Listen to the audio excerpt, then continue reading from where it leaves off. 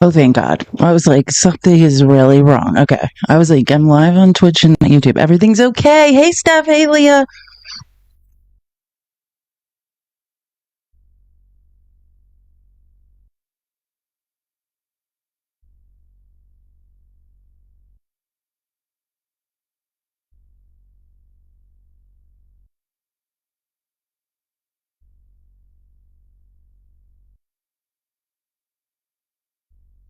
Okay. We are live on YouTube. Let me just refresh Twitch one more time. I was live. Make sure everything is going okay. Okay. There we go. Gosh, much bigger screens when I'm not in Colorado. I'm back in Phoenix. I'm so sorry I was gone last week. Just so many things happen. I don't know what's at, well, a lot of things are happening in United States airports. They're not running so good. I was trapped in an airport for like hours and hours. And then I got home and my dad's diabetes was way out of control. So I needed to drag him to multiple doctors against his will, which is, if you know, Hispanic males, especially ones born in the 50s, that is a near impossible feat. Isn't this camera great though? Remember, this is the camera you guys helped me buy for my birthday. Um, it's nice to be home and it's nice to be around you guys. And I've promised myself this week to focus on myself and on the things like that I like to do. But it's just family is family. And I just figure I always talk about how I liked Kamala Harris's campaign because she talked about the sandwich generation, which are like millennials and even people younger than millennials who are like sandwiched in between their children and then their parents. I was smart enough to not have dependents, but I guess I'm like half of a sandwich. I'm an open faced sandwich with my parents. So I'm just making sure I think about it this way with my dad. Like, I just want to be able to say, like, I did everything I could, and spent as much time with him as I could. And I get it. Like, I'm not going to be able, if he doesn't want to monitor how much glucose is clinging to his red blood cells, for month over month. I can't necessarily do anything about that, but I'm gonna try.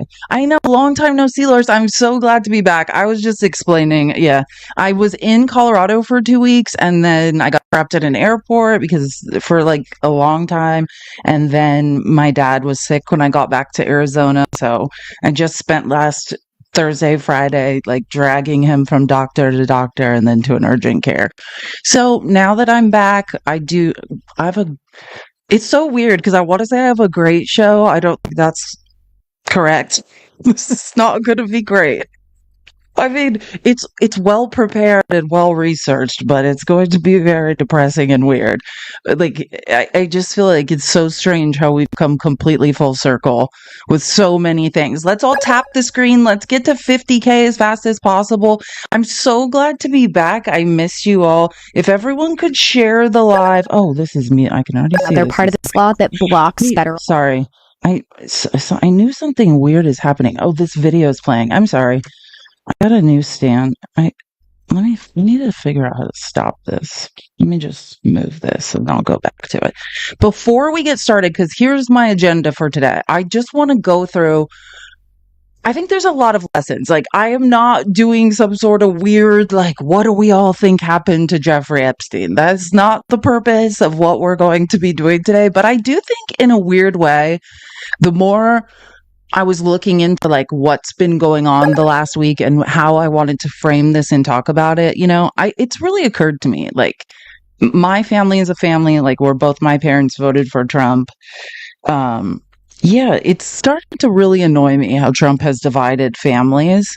And like, I always talk about how I think the real danger in America is the center, right? People who are very happy with the status quo, which tends to be people who have a lot of wealth and aren't noticing like the growing inequality in this country. And I will say, of all this Jeffrey Epstein stuff that is getting drudged back up, like, what is really striking a chord with me or the similarities. It's like, I always say, there's a saying in the political ideological spectrum, like you go far enough right, you end up on the left, or you go far enough left, you end up on the far right, because there's a lot of similarities to those sides.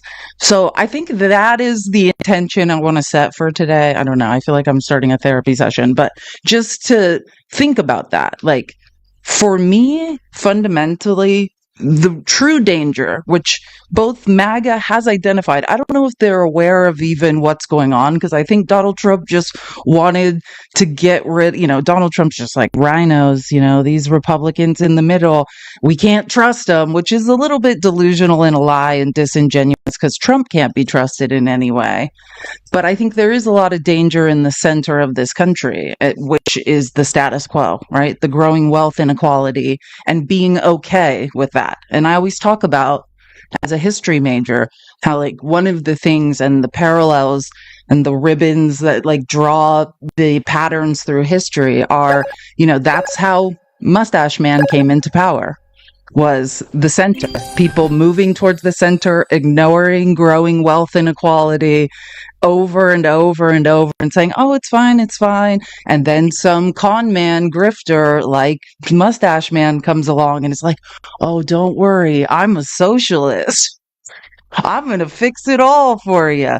And I think that is the theme I want to show. So I do want to my not my college volleyball coach, but the one that got me my Division I scholarship, and pretty much taught me how to be an adult. He always used to say, celebrate what you want to see more of. And so when MAGA has these moments where they wake the F up and like correctly identify corruption, whatever, and they are hitting the same talking points as the far left, I think that we need to identify that and say, good job, MAGA. Your brains seem to be working. The light bulb, some of you have turned the light switch on. And we should acknowledge that. So I think this is, if you're like, what the hell is she talking about? I think this will be a little bit more sense as we go on. Don't worry. If you're like, I have no idea what you're talking about, it's just a through line. Like, I have never seen, and I don't want to be hyperbolic, and I don't want to get anyone's hopes up. So this is not to say change is a coming or something, because I think ultimately in cognitive dissonance and in information silos and cults, we might be able to peel off a few people, but I'm not saying like, oh, it's happening now. I don't want anyone to receive that message, because I don't want to set anyone up to be disappointed. But I have never seen, and I love Ron Filipkowski. Before he had anything to do with Midas Touch, I followed him when he started really tracking MAGA. And I always talk about how when I first found Ron Filipkowski, I started following everyone in MAGA. And since that time, like 2021, 2022, I've never seen like a divide in MAGA. I always say I hang out on X, so you all don't have to. I've never seen something like this type of anger develop, and I think it's very healthy for them to start asking very real questions about why everyone they elected are a bunch of pathological lying grifters. So yeah, I think this is good. And you don't need to understand what I'm saying now. Don't worry, I'm going to take you through it, and it'll be entertaining. We might laugh, we might cry. We're going to do it all together. But most importantly, I miss you guys so much. When I get most silent, I'm usually most miserable. So sorry I was gone, but trust me, I hated every second of it. Okay, let me get some water. The little pop. And Robert Reich is like making videos. I'm going to tie this all together beautifully. You guys are going to love it. But for the first time, before the far right became a cult, because that's what it is now. I used to agree with a lot of things the far right talked about, right? There's a lot of tenets of far right libertarianism that are the same as far left. Like, I always talk, there's left libertarians, there's right libertarians. There's some different beliefs in that, namely the validity of anarcho-capitalism. But there's a lot of similarities. And I think this is the first weekend that I've started to see that sort of MAGA come back. Like before cognitive dissonance, the why is the swamp robbing all of us? Like, how are my kids going to go to college? How are they ever going to buy a house? Like that MAGA is starting to emerge again. The MAGA that liked Bernie Sanders in 2016. And I'm like, thank God. I mean, yeah, we always talk about this. How many people are going to have to die? How many vulnerable populations and minority groups are going to suffer? How many people are going to be thrown in jail before MAGA is like, oh no, this is not good. But I think at least for the last, I just did, let's say, 6 hours of straight research of the last week of what's been going on with MAGA. And I think they're starting to sound a lot like they did prior to joining the Trump cult, where they believed some billionaire who's a lying grifter was working for them. So congrats, MAGA. So I'm going to go through that. And how I'm going to do it is there was a turning point. I know, gross. I mean, they're still all racist bigots, but there was a Turning Point USA conference in Tampa, Florida that started on Friday. If you have no idea what I'm talking about, that was kind of the match where they all gathered to like light the fire of why does Trump keep lying about Jeffrey Epstein, you know? So I'm going to go through some of that. I'm going to weave in some other opinions in chronological order of things been happening and show you like how MAGA is imploding and fighting each other. I think the other thing I want to point out is don't assume these are all for selfish reasons, right? Like, why is Elon Musk very clearly, in my opinion, fanning these flames insidiously and, highlighting different Twitter spaces where Trump's being dragged or whatever he's using X for? Probably because he's mad he didn't get his way, not because he's a good person, right? So I'm not saying anybody in the MAGA cult is a good person or we should agree with them. But when, they start saying things that make sense, I think we should all point it out. Okay, let's all tap the screen. Sorry, I haven't done a live. Okay, we're at 27.3K. Again, I re-downloaded TikTok Studio when I got back to Phoenix. It looks totally different again. So just figuring that out. I wanted to say this because I keep getting updates about this in TikTok Studio. The gift gallery, you can click on it. If you would like to help me, I guess, the gift gallery means like if you get I'm clicking on it now. Felice's gift gallery, there's like different right now it's the rose and the hat and mustache. Thanks, attacking. And if you like hit all these gifts, they keep saying like that's great for the algorithm and we'll get more people in here. If I've heard other creators talk about it and I keep getting messages about it, if you know what I'm talking about and you want to monitor the gift gallery and help me do that, please do. But I'm not going to have time to be able to monitor that. I have so many things going on during these lives, but I just thought I would mention it. Let me make sure, let me check a couple. Let me update, pin this. We need one more lipstick to get to our gift goal because I just want to reset it. And subs. Let's get to 360 subs. Thank you so much for the lipstick. Let me set up a new gift goal and then we're going to get that. Believe me, this is going to be scary yet entertaining. That's what you might be very unsettled by the things I'm going to show you today, but you will know. What is a tiny diny float? Oh my God. I haven't been live in like a week and a half and there's so many new gifts. A tiny diny float. Don't tempt me with a good time. Let me pin this before so you guys have to tell me to. Give me one more second. I'm going to update the actual gift goal number and then we will be on our way. Sorry. I'm a little rusty at this. Okay. So glad to be back there. Okay. Right now. Okay. Before we get full on into what I need to show you about MAGA deciding to fight each other and break apart this week and all of Trump's like hypocritical lies, trust me, this is going to be entertaining. You guys know I never do this to you anymore. I'm never going to make you sit through like 100 clips of Trump lying like I used to. I just want to show you. I just need to show you a couple of clips. You might find it entertaining. I think you'll find it. I want you to find it entertaining. I just need to show you the delusions of the Trump family. So if you don't know, I think it was Saturday, this interview came out on Fox where Lara Trump interviewed creepy Orange Donald Trump. Okay. Just this is only a 9-second clip. You tell me if you notice anything weird. Do this. Sorry. You'll see why in a second. Or maybe you won't. I'll show you a still if no one can. Oh, wait. Sorry. It's muted. The words don't matter, though. This is less about the words and more about, hey, notice anything strange?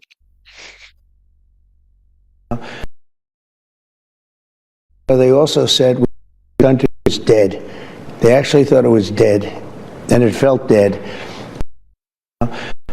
And 6 months ago, this is so weird, but I can't get over this. Let me just show you a still frame. Why?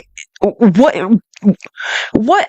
I have seen Trump, because like people are saying, why is Lara Trump a giant and why is Trump a tiny little baby? But I've seen Trump in person and he is 6 feet tall. Like I'll say, I mean, I'm with his shoe lifts. I'm not saying I didn't see him barefoot. I've seen him like in Midtown New York with his shoe lifts in. What in the F is happening here? Is half of the White House sinking? Like, what does his chair have shorter legs? Should we be concerned about any of this? And you're like, yes, what is? People on the internet were like, or on X, I should say, don't go there. It's not worth your mental health failing. But like, what the is going on here? I'm looking at, I'm like, is half of the White House thing, is this just his posture? Why are his legs so short? There are so many questions, because like, I think what we're looking at here is a normal proportioned human being. And then like a person, have we never noticed that Trump is like all torso and possibly from his knees to his shins, like is just like 6 inches? Is this real? Like, does anyone? I'm not quite clear on what's happening here, but I think that's what I'm saying. Is it the angle? Is the White House sinking? I don't know. No, it's not. I wouldn't say it's the angle, because I watched this whole interview. It's not the angle. There's many different camera angles. It's not the angle. There's something going on here. I don't. All I know is I always thought I had a long torso and short legs, and Trump gives new definition. Or maybe her torso is so short and she's all legs. Like, I have no idea, but what in the F is happening here? Like, he looks like he's sitting on like a child's toilet or something, like potty training toilet, while talking to his mommy. It was the weirdest interview I've ever seen. Now, again, we're going to get to the more important relevant news, but I just need to show you guys a couple things Trump was saying, because Trump is completely senile and out of his mind. So this is just a random thing he said that I found very interesting or disturbing, depending. Like, what is he? It was like he's just rambling incoherently. He has no idea what he's talking about. and so we're doing well. The trade thing is going to be very big, and we're sending out letters as we speak. They literally just started going out, and I signed the letters. And it's basically telling countries that we are going to give you the privilege to shop. Auto pen, by the way. Is he saying that's his signature? That's auto pen. So just want to point out Trump used auto pen very clearly. That's someone's signature. And work in our country. And I think it's... You hear what I just want to be clear what this crazy person is saying. This man is spending money this country does not have to do a mass deportation. And on Saturday, in an interview with his much larger, normally proportioned, I was about to say stepdaughter, daughter-in-law, he says that he is sending out letters that he signed very clearly with auto pen and is inviting countries to work in the U.S. Like, what? Why? If you're doing that, why are we throwing everyone out of the country? What he says, I believe, let me rewind it again. He says privileged countries. I assume that means white people. I don't know. And so we're doing well. The trade thing is going to be very big, and we're sending out letters as we speak.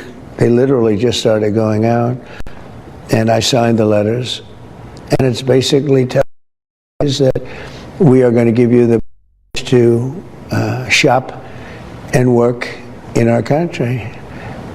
And I think it's very good. And in some cases, we'll make deals. You know, we'll make a direct deal as opposed to a letter. And we've already made some of them with various countries.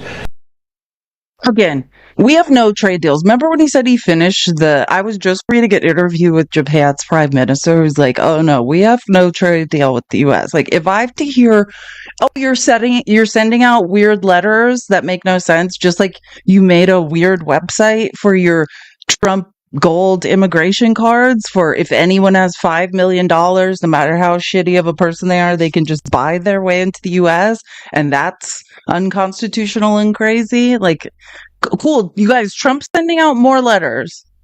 He's accomplished nothing except for market manipulation. But again, and I just want to point out, as someone who has a small business, and I actually think this is less about me having a small business, other than small businesses are the ones being crushed by Trump's erratic trade policy, which I don't want to call it trade policy. I just want to call it market manipulation, you know, to consolidate power, because that's what it is. But no business, I don't care if you're a corporation, a huge corporation, a medium-sized corporation, or a small business, can operate with no consistent trade policy. That every day trade policy changes. What presidents do is they come in, they set their policies, and everyone says, okay, here's the rules with which I have to operate under. Here's the rates for, you know, imports, exports, whatever. Now I can plan fiscally, you know, mathematically, how much money I have, how much product I can bring in, etc. This is the opposite of what is good for capitalism. Changing everything every day is not good for any business owners, period. I'm so glad to see you guys. I'm so glad to see you guys too. I'm glad to be back. But again, I just want to point out that Trump looks like he's sitting on a potty training toilet, and I've seen this from many different angles. I watched this whole interview. Something is wrong with Trump's body. From his knees to his feet is like 6 inches. That's the only thing that makes sense here. I'm concerned. I don't know what's happening there, but I really did look into that in my spare time. Okay. Now, again, this is not going to turn into us having to listen to Trump. This is just a few stupid, weird things he said. This was literally like, can you imagine if your job is to fluff your father-in-law? Like, this is like, if you don't know what a fluffer is in the corn industry that, you know, Josh Hawley and Mike Lee keep trying to ban, it's like the person that, you know, when the male actors are waiting to go on screen and they need to have it's the people that keep them hard. That's what I feel like this interview is. It's like you're the daughter-in-law of Donald Trump fluffing him. It's the strangest thing I've ever seen. Listen to these questions, or this question. You did it for me. Well, I would say that for me as well. But a lot of women. Your cabinet is comprised of so many incredible people, and people that even a year ago, so many would never. I just want to say factually, because I always say this, people are always like, think I'm mean or something. Everything I believe is just based in data and facts. His cabinet is the least qualified cabinet in U.S. history. Nobody is qualified in his cabinet to have the jobs he had. Like they had the most qualified person he fired. The most qualified person was Mike Waltz, and he's gone. So what are we talking about here? And I've said this before, like, I would love, let's just pull up Biden's cabinet. Let's pull up Trump's. Let's find their resumes, whoever wants to do it with me, and we can decide who's qualified and not. This is the craziest, most delusional I've ever heard in my life. Never have imagined, like RFK Jr., who a year ago was running for president as a Democrat. Why do you think you have this ability? And I feel like it has really been to your benefit. Look at this incredible cabinet you've put together. They're all people who are working to make America great again. They've been incredible. Washed up D-list MTV Road Rules and Real World characters, washed up Fox reporters who are not qualified for their positions. We've got a guy running the Navy that's never been in the military in his life. He's an art collector that places trades in a 5-person office for Michael Dell, the Dell computer. Like, what the are these people talking about? Nobody is qualified in Trump's cabinet. Honestly, of those left, and sadly, the most qualified person is Marco Rubio, who's undergone some sort of lobotomy to turn into like someone that Trump likes. That's it. That's the qualified person in Trump's cabinet. Well, actually, the cabinet's been incredible.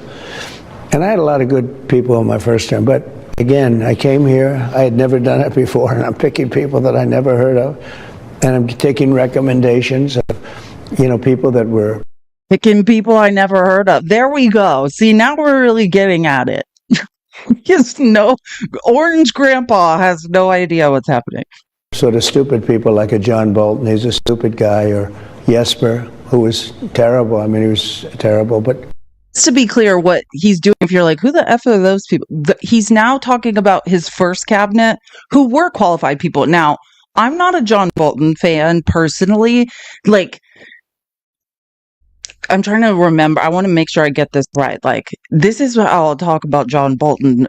George W. Bush, like, said when he became president, like, man, I can't work with John Bolton. John Bolton's insane. He's an insane person. Like, he goes into rooms and like just says, like, threatens to use the nuclear option. Like, this guy's out of his mind. Like, I shouldn't be working with him.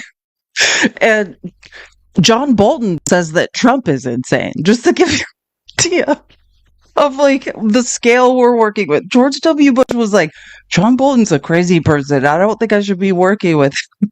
And then John Bolton's like, Trump is an insane person, and I don't think anyone should be working with him. Like, and now Trump's mad because John Bolton like started saying, hey, Trump's crazy and no one should trust him. Like, John Bolton is also crazy. It's like, was Dick Cheney crazy? George W. Bush let Dick Cheney and Donald Rumsfeld run the country as just two random arms dealers. They were like Nicolas Cage, Lord of War twins running the country.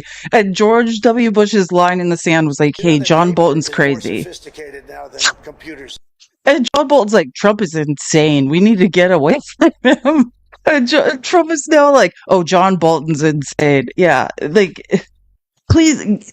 Here's the through line. You guys are all Republicans. You all seem to be liars. And I mean, this is a shit show. I took some recreation, but overall I got it right. I mean, we rebuilt our military. We did so many great things. But I now know the people. I know them so well. I know them better than anybody. I spent 4 years with. Sometimes you hit and miss, and sometimes you don't. But we had great people the first time, but we have really good people this time, and they get along with each other. They love each other. They love the country, and it's smoother. I think it's smoother. We did. A lot of people thought I think what Trump is saying here is authoritarian dictatorships, like qualified, intelligent people not pushing back on my idiocy is convenient for me. I think that's what he's saying. In Trump's first term, he had qualified people like General Milley being like, hey, I'm not going to go ahead and violate the Constitution for you. Like, my oaths to the Constitution, not to you, weird, insecure orange guy who says men shouldn't wear makeup but continues to wear a full face of makeup every day. Same thing with Comey. Like, yeah, I'm not going to go ahead and pledge allegiance to weird orange guy with a full face of makeup on. I don't think that's my job. I think what Trump is saying here is, I've installed a bunch of unqualified patsy weirdos who don't push back anymore, and that's more convenient for me. That's what he's saying. Like, I finally found a group of people who are dumber than I am, and that's the way I like it. Now, is that convenient for any of us and for our continued health, safety, and future? in this world, no, it is not. But for an insecure moron, I think Trump's having a better time. Now, here's one of my favorite moments of delusion. Like, imagine your job is to professionally fluff your father-in-law in hopes that he will, blackmail your way into a North Carolina Senate seat. Like, that's what I think is going on here. Here we go, where she says, and I think literally, if you can read this, some people call you the bodyguard of Western civilization. If you mean by some people, a couple people who may or may not be doing a drug that starts with M and ends with TH and are completely out of yes, maybe some people are calling Trump the bodyguard of Western civilization. Who in the F has anyone ever heard anyone ever say that? Hi, Jen, I love you. Like, no, prepare to want to bang your head against a wall, because that is an easier option than living inside this reality. We are almost to 100K. Isn't this fun? And we haven't even started the real stuff. This was the light stuff before we started the bad stuff. So just enjoy this moment. Especially this last couple of weeks has been pretty amazing. Some people have called you the bodyguard of Western civilization. Yeah. No one ever said that, but okay. How do you feel about that title? Well, I understand what they mean. It was going bad. We were going bad. This country was going bad. A lot of people were talking to China and others about getting involved because we were a dead country. We were gone in the minds of many. Yes, if by dead country you mean we've never not been the #1 gross domestic product in the world, then sure. Like, what the are you talking about, Grandpa? Who keeps saying men shouldn't wear makeup, but puts on makeup every day? Is somebody gonna come get Orange Grandpa? He cannot do math or read, and I'm not saying this, so don't be mad at me. I'm quoting authors who are quoting Reince Priebus and people from his first cabinet, the ones who had brains. They said he couldn't read. They said they couldn't get him to read a Post-it note. Period. Like, can somebody come get Orange Grandpa? Like, the cult was cute and everything, but can you usher him, like, go put him in a closet somewhere? This is getting very weird now. Let me help you, MAGA, and I'm going to say this slowly. If this is making sense to you, it's time also for 5150 for you. This does not make sense. I tell you, in my mind, one of the reasons I ran, I saw what was happening very early on. When I saw people pouring across our border, I said, no, put up that little, it would have taken three weeks to put up little sections of wall that we laid out because of legal reasons, condemnation reasons, different things. And what the hell is a condemnation reason? Again, MAGA, if you're nodding along, if you're like, God, women need to just be quiet, like, your brain does not work. This is when I say, MAGA, and I mean this, and I've had recently MAGA tell me in very upset messages, oh my gosh, Jen, is that a tiny diny? That's the one. Like, I was just talking before you were here about the new gifts that I'd never seen, and that was literally what I was talking about. Jen, you're the best. Thank you so much. Like, MAGA, and people are like, God, you're so mean, Felice. Or no, it's not that they say I'm mean. I think the more apt term is condescending.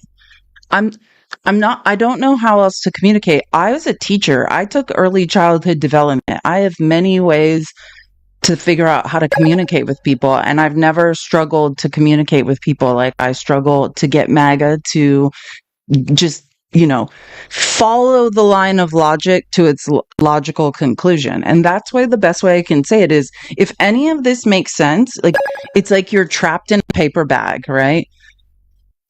There's an open side of the paper bag, but you're punching and fighting the other three walls trying to escape. Really, you could just turn around and walk out the open side. It's like you guys are trapped in a paper bag that's on its side and can't get out. and you keep listening to directions of how to get out from this guy, and then you're like, it's so weird. I can't figure out how to get out of this paper bag. Is none of this should make sense. If any moment of this video you're like, oh yeah, I hear what he's saying, then it's time you need to go get an MRI. Because we wanted to bring our equipment back in through the wall, because we built hundreds of miles. And I said, why aren't they filling that in? It would have just been, then it would have been complete. In fact, I added a lot more. I built a lot more than I said I was going to build. I made it much longer. But I said, they want to have open borders. That was the first time I realized it. I didn't think it would be possible for anybody to want open borders, because, who would want open borders? MAGA, anyone MAGA, if you're listening and you want to defend that, you can come up and explain to me how that makes sense. Because, again, we know how many miles of wall Trump built. Does anyone remember, and this is an oldie but goodie, so you'd have to really have been following Trump. Like, I've seen every rally he's ever done. I think this was probably 2022 or something. Does anyone remember when Trump said that, like, they hid the wall? Like, he basically said that we hid the wall, and that's why no one knew it was there, that it was hidden, and, like, it was cloaked almost like a Klingon warship. And then, like, that's why no one knew where the wall was. And then, like, they secretly tried to sell the wall, but the wall had been there, but it was hidden. Like, that's where we're back at. Hey, Seabass, Fish Bastion, missed you. Sorry, I'm just getting used to reading comments again. And the comments are much bigger now in TikTok Studio. This is nice. Oh, just one more. Okay, I promise you I'm done with Trump is senile, but this interview was like, it literally was like, it reminds me of before my grandmother died. Like I talk about my grandfather, he had a ranch/farm in Minnesota, and like my grandmother died years and years later, and I went to visit her in the nursing home, and I got roped into chair aerobics with a group of people who had dementia. By the way, chair aerobics is no joke, but it was me and people who were suffering from different types of dementia at chair aerobics, and Trump would fit right in that circle. I'm serious. Everyone would be like, yeah, makes perfect sense. Keep talking, weird old man who has a lot of makeup on. We support you while doing chair aerobics. If any of this makes sense to you, the place for this is in the old folks' home with chair aerobics.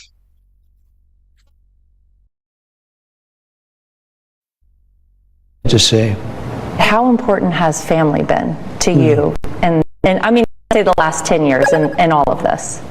Well, like your husband is great. I mean, he's great. Whether he was my son or whether he was an executive, you can't hire anybody like him. But could he be both? Like, is anybody worried about Orange Grandpa? He's so good. And he runs the business, and Don helps run the business, and Ivanka is doing a lot of things. She's an amazing person, and she's a little bit involved, when they want words of wisdom or whatever. She did a very good job. She smart enough to get the F away from you. Still won't mention Tiffany. I can't. I'm sorry. Yeah, he's like, your husband. You know that guy that I get sick when I have to look at him or hug him. Well, I've actually never seen him hug Eric. But yeah.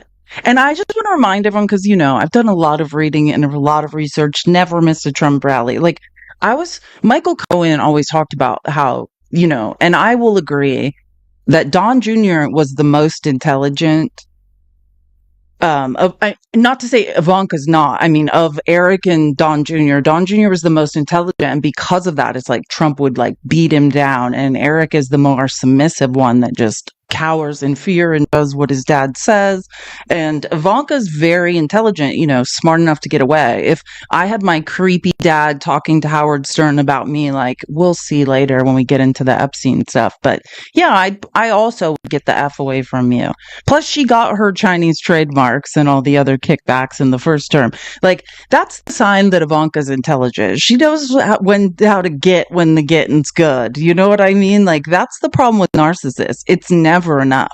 There's never enough supply. There's never enough grifting. There's never enough lying, right? Like, Ivanka, you can tell she's smart enough to get the F out of Dodge. Like, I think the smartest one in that family is very clearly her. Oh, and I'm not going to do this because this is less important, and I think I'll do more on this later, but here's what I want to say. Trump later goes on to ramble that there is no tax on Social Security. He keeps lying and saying he got no tax on Social Security for seniors. There's a deduction for seniors. There's no tax on Social Security, which I actually am glad about, that he lied and snaked old people in this country, because that would be detrimental to all of our retirement to not tax Social Security. The other thing is he keeps saying, well, the numbers vary, but that there was going to be a 68% tax increase if this bill didn't pass. I mean, that is 100% a lie, right? Trump never presented a budget when he was running for president. His entire plan for president was 16 pages. Some of us read it. It was the ramblings of an unintelligent man that says men shouldn't wear makeup, but continues to wear makeup every day. And the kind of people that resonated with, or the kind of people that believe that when Trump talks, he's making any sense. So again, the actual budget that was released by the Democrats always included these same tax deductions for the middle and upper middle class, right? It just wasn't going to be a free ride for billionaires and corporations anymore. But yeah, I'm over the Trump stuff. This is what I want to say before we get into the real meat and potatoes, where we can all laugh and cry together for like 2 to 3 hours. I want to show you this because I just want to show MAGA that their inability to follow what's going on in society, to read or do math, has set the stage for. I just want you to remember that when I was last passionately doing lives with you guys, it was before the big trash pile of a bill passed that has robbed not just us, but great job, MAGA. You robbed your children and your children's children, who will have no financial future now because you are on your knees for billionaires and corporations. But the most disturbing part, of Trump's second presidency in general is watching the legislative branch and the judicial branch of government cede power to the executive branch, right? To just say, hey, we're not a check, we're not a balance. This is no longer democracy. The power we have, you just take it. And one of the more disturbing ways, other than just nobody in Congress that is a Republican having a spine, I think one of the most disturbing ways we can quantify their spinelessness was them inventing fake math and getting Lindsey Graham to do it in the Senate, right? Just saying, hey, precedent says, here is how we do reconciliation bills. Here's the baseline we use. And them saying, we're just going to invent a fake thing called a policy baseline and invent some fake math where $1 trillion in debt is in fact zero. And the reason they did that is just invented fake math that, understand, it does not matter if you voted for Trump, because my favorite thing MAGA does is when they are like, we won, get over it, when they come up on debates. The question is not, what did you win? You won what? A lifetime of servitude to billionaires and corporations, no health insurance, your children's futures being gone, the largest transfer of wealth in a single bill in history to the top of the economy. Yes, you did win something. If you were looking to win a steaming pile of financial shit, then yes, you are the big winner. I just don't think you won what you think you won. Like, that's the reality. And one of the things I said, and we always try, right? Because that's the exercise. If you're not in a cult, if you're not in cognitive dissonance, a sane person would think, and if I'm saying this in a condescending voice, I don't mean it that way. I'm just saying, like, this is how I think when the Democrats are about to do something, I think, or change a law, or change a rule in Congress, or how Congress operates. What I think is, hey, just because this is convenient now for the Democratic Party, see, I said Democratic Party, that's the actual adjective, it's not Democrat Party.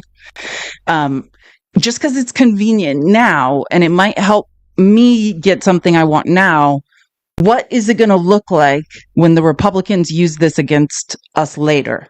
You know, does that erode checks and balances of government? Is that eroding democracy? And if the answer is yes, I'm like, this is not a good idea.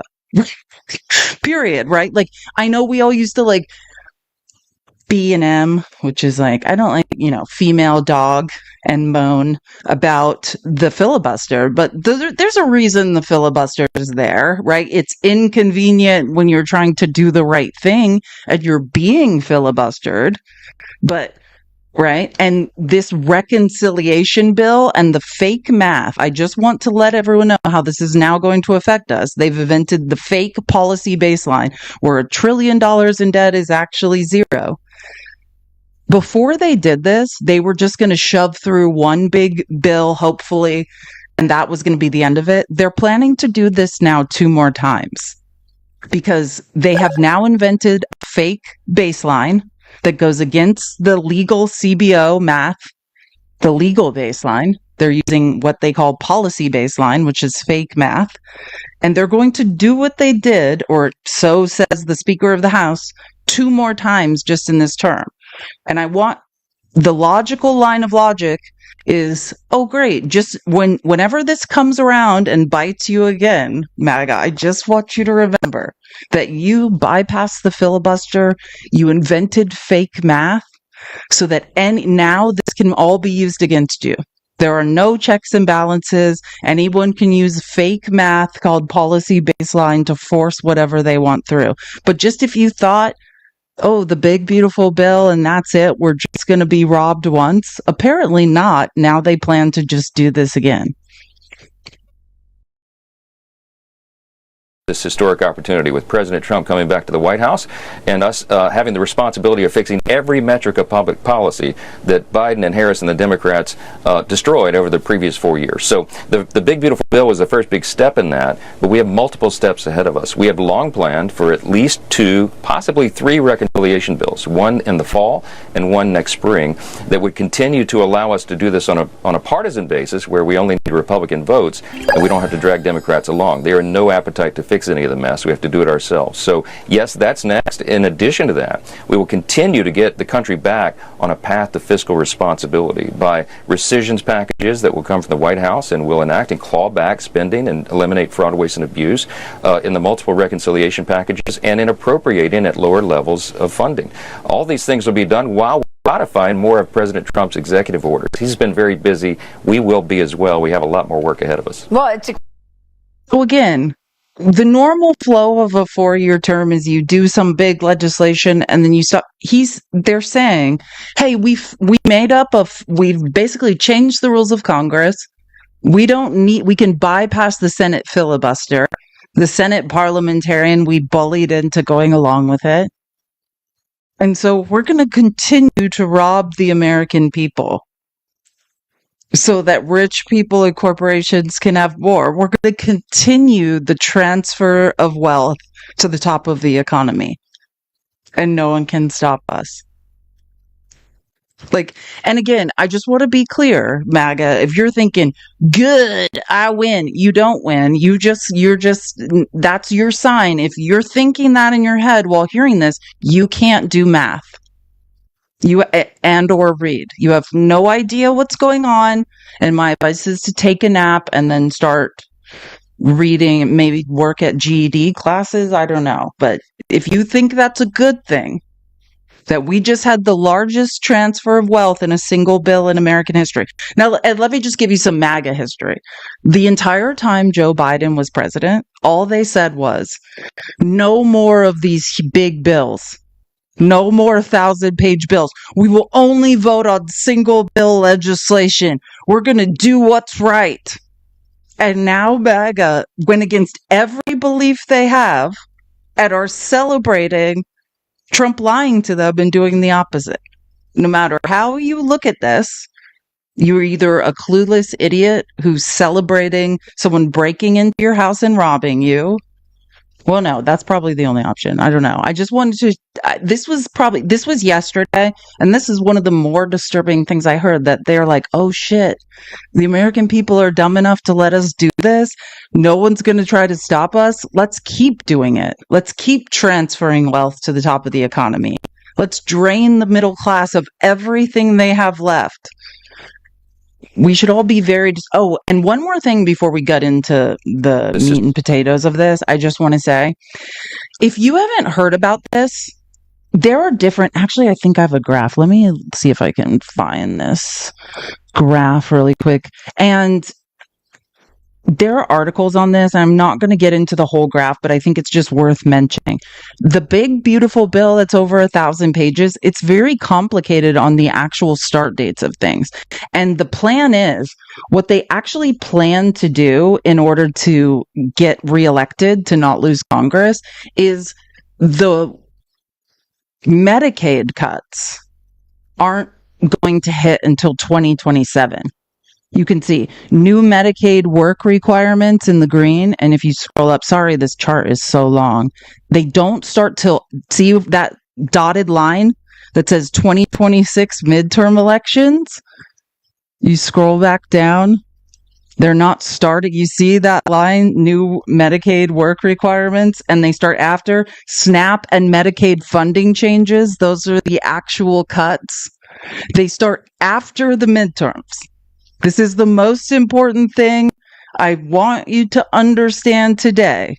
So what they're banking on is, hey, if we don't rob them all, if people don't start dying before the midterms, if the hospitals don't close before the midterms, we will get reelected. Because they'll be like, oh, all the changes happened. It wasn't that bad. Things seem to be okay. Yeah. Sweet Pea show this every week. Exactly. That's what I keep thinking. And that's why I'm saying this. Like, not just me show this every week. Like, we all need to understand what this plan is. Cause like, oh God, this stupid chart is so long. I'm like, how do I show this? I should have like cut it in half, but just understand what this chart is showing is when aspects of Trump's one big beautiful bill begin to expire or expire or both. And that is what they're going to do. People are like, oh shit, I'm losing everything. Actually, they are not. They're going to try to get reelected and hold Congress so that the SNAP requirements, those are immediate, right? You can see the green line, immediate. But the Medicaid work requirements and the SNAP and Medicaid funding changes are after the midterms. And that's the real disgusting part of this plan. There's actually many, many countless disgusting parts of this, but this is their reelection plan.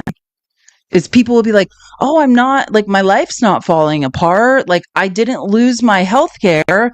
Maybe it's not that bad. Maybe Trump wasn't lying. And I swear to God, and I know everyone's like, okay, we know this now. But if you're on this live, yeah, you're one of the few people who's very immersed in politics and understands what's going on in the world. How can we make other people understand this? I think this might be the biggest question we have leading up to the midterms, is how can we get people to understand that this is the reality, this is the plan. Actually, yeah, this is really important. Let me show you where I got this. And if I have time, let me pull it up also. I have to pull it up in two places, but I'll send it as a gift article too. This is from, and actually, before I show the article, there's actually a video. I love how Washington Post is doing interactive content. Hold on, let me show you one part of this. Let me show you this video because I wasn't going to, and now I think I will. This is what was playing when I started the live.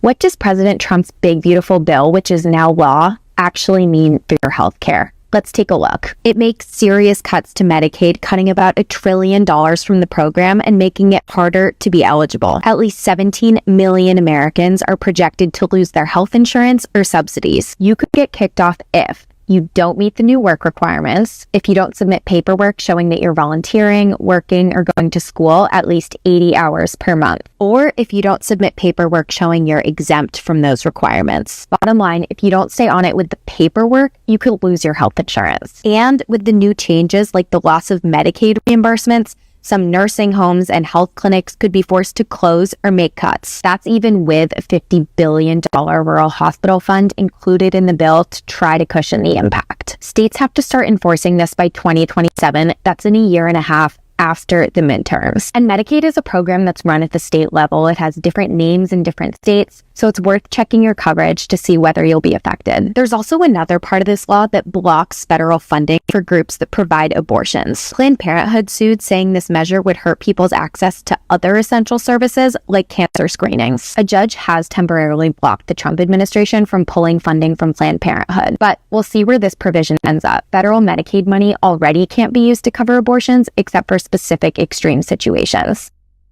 Okay, so if you are in the Discord, if not join, there's a link in my link tree to join the Discord. Just copy and paste the link into your browser. Don't just click on it. If you're in the Discord, I added everyone, like I've sent it to you in a gift article.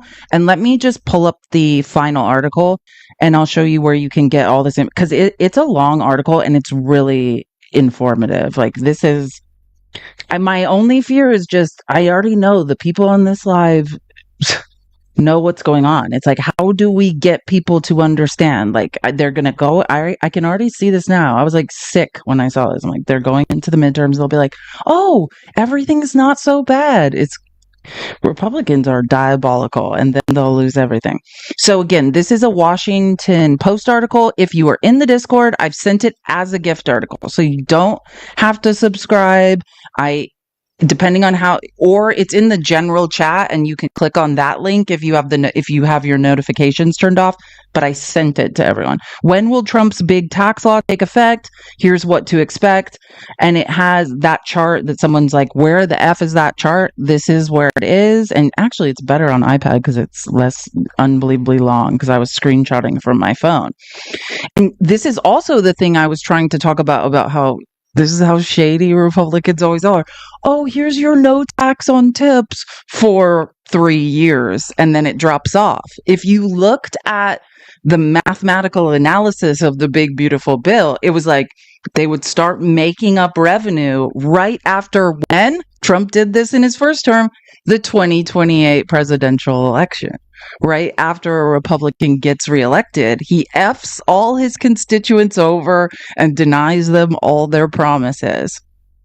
Right? I mean, this is an amazing graph if you're trying to walk someone through how Trump is and conservatives in general are weirdo liars. But the most important thing to understand is here with the SNAP work requirements go into effect immediately. New Medicaid work requirements are after the midterms, and the Medicaid funding changes and the SNAP funding changes are after the midterms. So that's what people will always be confused about is, oh, it's not so bad. I thought I was going to lose everything. Yeah, they just want you to vote for them again. So the question is at the midterms, do you want this to be undone? Or do you want, right after you reelect the same monsters to Congress, that you lose everything? That is what this chart really details. And just because I don't love Jeff Bezos right now doesn't mean sometimes the Washington Post isn't doing good work. Same with even the Wall Street Journal has been effectively reporting on a lot of stuff. And there's so much more information in this article. Again, it's a gift article in the general chat in the Discord. I also added everyone, so it's been sent directly to your phones. And you can listen to all these articles too. It's not like you have to read all this. Like, you can listen while you work, which is my favorite part. Okay. I think... and actually, as long as we're on this line of logic, I want to just show you. I don't know if this is hope, but I think this will be the most hope. Which, sorry in advance, it's not much, but let me just offer some hope before we get into the rest, the meat and potatoes of everything else. Because I think this is important. Well, no, I don't know if it's hope, but we're going to do some Robert Reich today. But what I want to go through is math. You know how I am with math. Because I keep saying this, like, it's not that I don't value MAGA's feelings. I do. I value everyone's feelings and opinions. It's just, hey, does the data bear that out? And that's why one of the only people I still listen to on CNN is Harry Ent, the guy that just crunches the numbers, right? And this is from or not this morning, like this afternoon. It depends on what time zone you're in. If you're on the East Coast, this is from this afternoon.